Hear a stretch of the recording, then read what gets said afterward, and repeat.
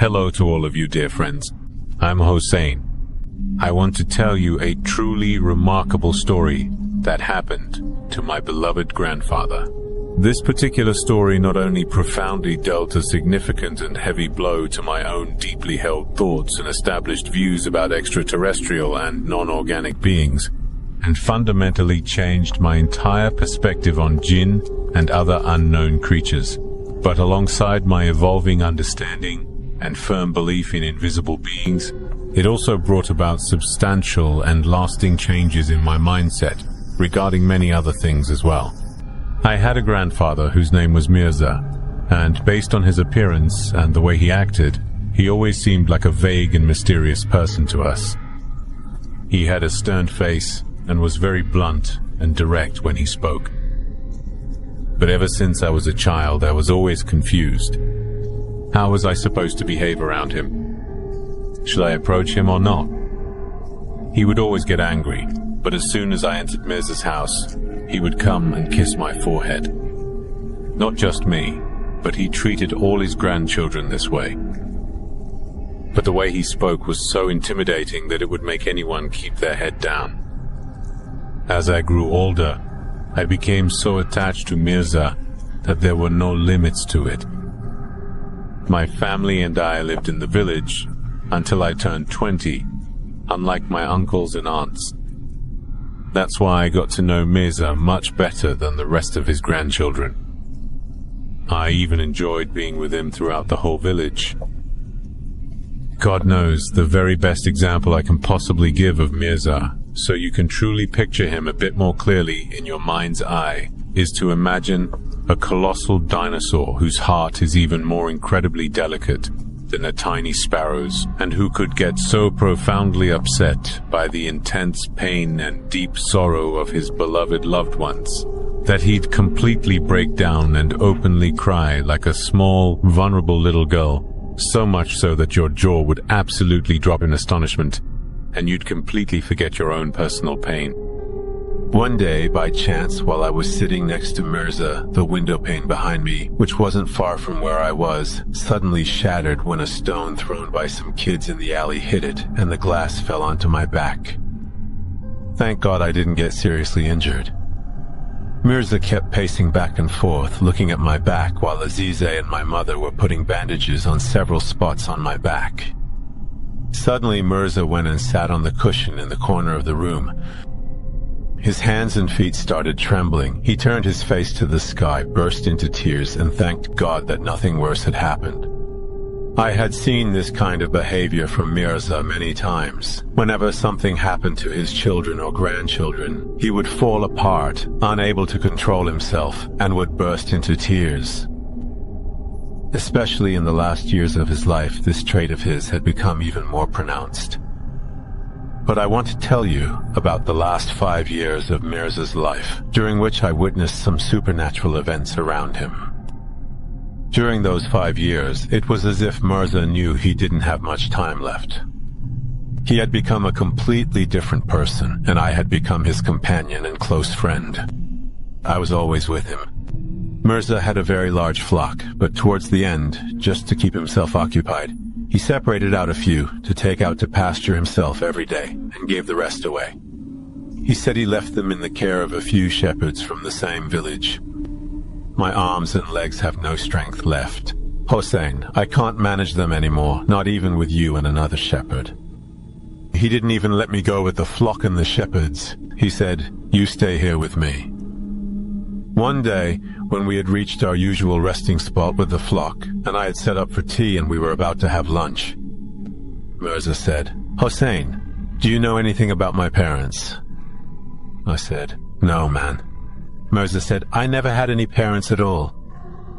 I said, "How is that possible?" He said, "Yeah. An old woman named Marumno raised me.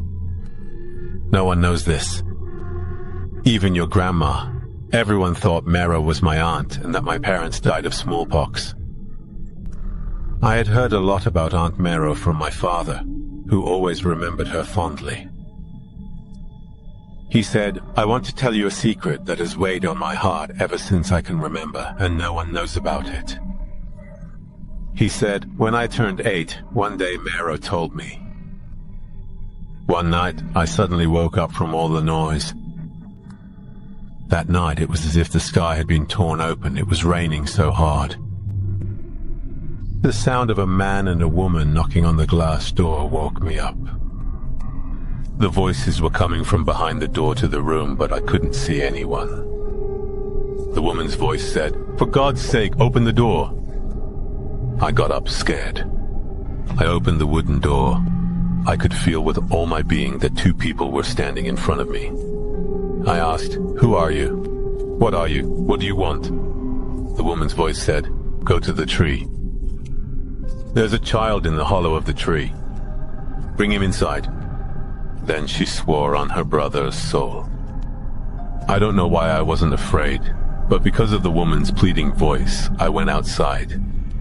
It wasn't a long way, but within the first minute I was soaked. I reached the tree. You were inside a hole in the trunk of the tree. I hugged you tightly and took you home. I could completely sense those 2 people along the way, and I could hear their voices. When I sat you down by the fireplace, 2 white auras appeared in front of me. They told me, "Don't be afraid. We are your friends and we've been living beside you for years. But you didn't know about our presence. This child is blessed. He was abandoned there unjustly. You should raise him." And since I had no one, I had lost my whole family to illness when I was 15. No, I didn't hesitate, and I accepted. You weren't supposed to find out that I'm not your real aunt, but they told me that you needed to know the truth. I had a brother who had gone to the city, and I didn't know whether he was alive or dead. And at the request of those 2 beings, I told the villagers. My brother and his wife died, and your government was entrusted to me. And after that, Mero said nothing more. Over time, those 2 beings started communicating with me after puberty. They helped me in every way, and with everything, and even Mero could see them, and out of respect for Mero, those 2 beings looked after her. Very soon they brought us gold coins and helped and advised us in every aspect of our work, step by step. Until one day they informed me that we needed to meet someone. No matter how much I insisted on knowing who that person was and why we had to meet them, they wouldn't say. They just kept telling me to be ready and that they'd let me know. Because of years of contact with them, I had complete trust in them, and when I saw those 2 beings, I could only see 2 white auras around them. When 5 days had passed and the moon was full, they woke me up and I went out with them. They took me toward the road to the upper village, and when we reached a very large boulder, they told me to go toward it. When I went behind that rock, there was a woman with her hands clasped together, and it seemed like she had been crying a lot. She was a middle-aged woman with an incredibly beautiful face, wearing bright green silk clothes. As soon as she saw me, she embraced me and started kissing my face and hands, and she was smelling me. She even fell to the ground and kissed my shoes. I asked, "Who are you? Why are you doing this?" And I sat down on the ground. Face to face with her, it felt as if I had known her for 1,000 years. Her crying wouldn't let her speak. She said, "I am your mother. You are my life. Forgive me for being away from you. If I hadn't kept you away from myself, you wouldn't be alive." In short, Mirza said that his mother was the wife of a wealthy and influential man at that time, and since childhood, a tribe of white Jinn had been with her, inherited from her own mother. A very powerful sorcerer had told my father, "You have committed many injustices. You will be killed by your own son, who has a different and special mother." After my mother, my father married several other women, and if their children were boys, he threw them into a well. When the Jinn informed my mother that the child in her womb was a boy, she escaped at the time of childbirth and, with the help of the Jinn, gave birth somewhere so her husband wouldn't find out. Then the Jinn gave her a baby girl to take home in my place, and they took me elsewhere. In that village, I stayed with Marum, as if I had chosen my room beforehand, and all that gold had been sent to me by my mother. My mother and I would meet each other whenever the Jinn's power reached a very high level, because my mother was from a very distant place and would travel there with the Jinn. And even Mirza said that before my mother died, I went to visit her with the help of the Jinn. I had become accustomed to sleeping there, and the Jinn would take me to my mother's house before anyone else, and then I would go to see her from behind the house. Seeing her made my heart ache, and I was really shaken up. That night, the king of the Jinn tribe was standing over my mother. A Jinn of extraordinary beauty, who had fairy ancestry, told me to stay until the next day. Bury your mother. She will leave us tomorrow, because no one knew about my true nature. I left that place and went to the city to wait for morning. On the way, I saw an old man inside an old house with its door open, beating a little girl, while the girl's mother and her sisters were just watching them and, out of fear, did nothing. I noticed that the girl's hand was badly injured. I went forward, argued with him, and unintentionally pushed him back hard. The old man hit the wall and stayed right there. He was staring at me and didn't make the slightest move. I realized that his head had struck a nail that was hammered into the wall. I wanted to run away. It seemed like the woman and her daughters were happy, and 2 Jinn who were with me wanted me to take the old man's corpse with me. Then they asked me to wash him and shroud him. When they wanted to recite the words of Talqin for me to repeat, the Jinn woman said to me, "That is your father." I froze right there. She said, "No one can change the destiny that God has decreed." After my father's burial the next day, filled with deep sorrow and dressed as a cemetery gravedigger, I appeared with the help of the Jinn and buried my lifeless mother's body. None of my father's children cared about him at all, and all the women and my sisters were mourning for my mother, Kulthum. And once again, the king of the Jinn conveyed my mother's final will to me.